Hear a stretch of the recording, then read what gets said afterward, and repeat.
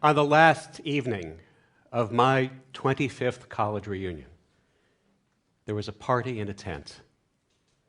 There was dancing and music and noise, so much noise that a lot of us started to drift out of the tent so we could hear each other talk and catch up with classmates that we had not seen in more than 2 decades. As I talked with my friends, I made an astounding discovery.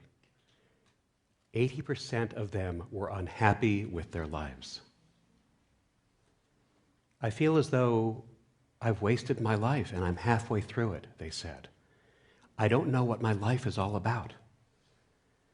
Now, I was privileged to go to Yale, and we were standing on a summer evening in the middle of Yale's old campus, and the people that I was speaking with were privileged and highly educated and financially well off and in positions of power. And they had the first house and the second house, and they had the first spouse and the second spouse. And 80% of them were unhappy with their lives. Who was happy, the 20%?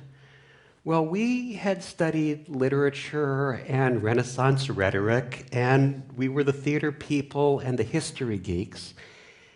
We had studied classes for the joy of learning, not because we thought they were going to direct us to a specific job.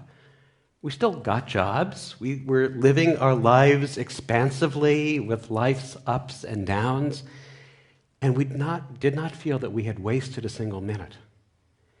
And as I spoke with the 20%, the happier 20%, I discovered that each of them knew something about their life purpose because they knew 5 things: who they were, what they did, who they did it for, what those people wanted or needed, and what they got out of it, how they changed as a result. Does that sound hard? It's not. It's actually really simple. In fact, it's so simple that you can learn your life purpose now. You're going to know your life purpose now in the next 5 minutes. Would you like to know your life purpose in the next 5 minutes? Yes. Can you be a little bit louder, because they're making a lot of noise in the tent, and there's just this silly little microphone next to my cheek to hear you. Would you like to know your life purpose in the next 5 minutes? Yes. Thank you. Actually, it's not even going to take 5 minutes. So can I share something else with you? If you're like a lot of us, you have wondered and worried about your life purpose for a long time. And there are books and magazines and workshops and seminars about it. In fact, Amazon lists 151,928 books that refer to how you can learn your life purpose. Well, I know some people who have spent their entire lives trying to learn their life purpose. And look, we can all agree that the unexamined life is not worth living, but if all you're doing is examining, you're not living.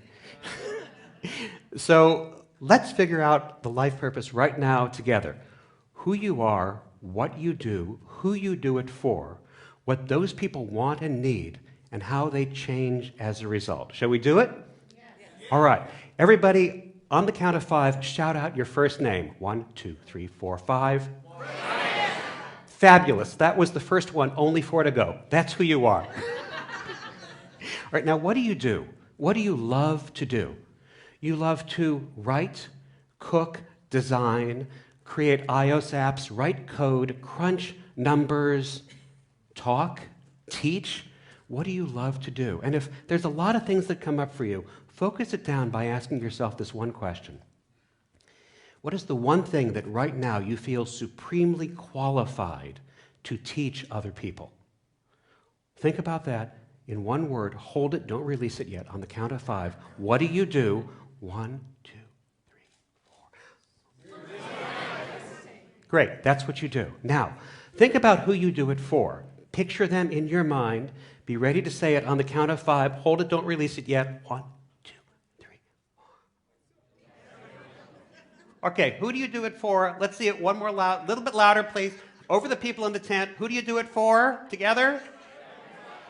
Thank you. That is the spirit that we need. Okay, now, What do those people want or need? What do they want or need that they've come to you so you can give them this thing? What do they want or need? In just one or two words, hold it, don't release it yet. And on the count of 5, 1, 2, 3, 4, 5. Fantastic. Now, this is the best one. How do they change? How do they change or transform as a result of what you give them? On the count of 5, how do they change or transform as a result of what you give them? 1, 2, 3, 4, 5. Terrific. Now, we're going to put this all together kind of in a sentence, okay? Everyone together, louder than the people in the tent. Who are you? What do you do? Who do you do it for? What do they want or need? How do they change as a result? Fantastic. You have all just done something that people who went to Yale could not figure out for 25 years. Congratulations. Give yourselves a hand. Now, why is that formulation so powerful? Because of all those 5 things that you need to know what your life purpose is, only 2 are about yourself. The others, 3 of them, are about other people. Who they are, what they want or need, and how they change as a result. That formulation forces you to be outward-facing. And all the happier people that I met outside the tent on that warm New Haven night, they were outward-facing, they were not inward-facing. They knew very clearly whom they served, what those people needed, and how those people changed as a result. And you may have intuited this already, that the most successful people in any field always focus most on the people that they serve than on how they are served themselves. Happier people make it a point to make other people happy and do things that make them feel well taken care of and secure. If you make other people happy, life teaches us we will be taken care of too. So since you all did so well, we have time for just a little bit of extra credit. One of the most difficult things that happens when you meet people for the first time is they ask you this question. So what do you do? And if you're like some of us, that's a really challenging question sometimes, particularly if you're in these moments where you're between things, or you're feeling vulnerable, or it isn't defined, or what you seem to do isn't what you really do, or what you're paid to do isn't how you define yourself.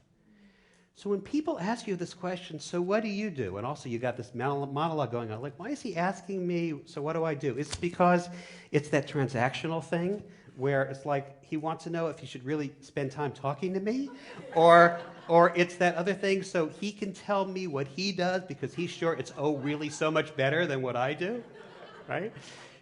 So when somebody asks you that question, here's what you do. You just say the very last thing you called out, how what you do changes the people you do it for. So for example, you might say, I give kids awesome dreams.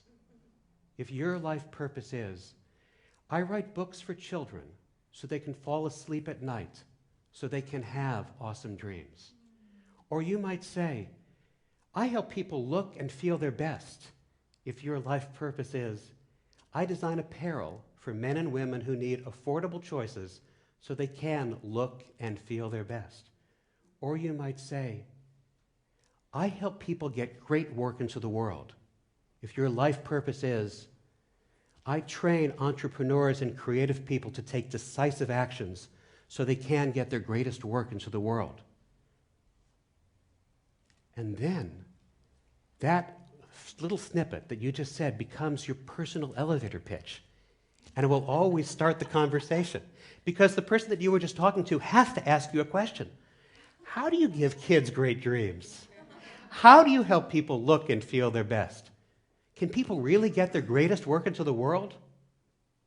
And then you get to tell them, and you get to share your life purpose.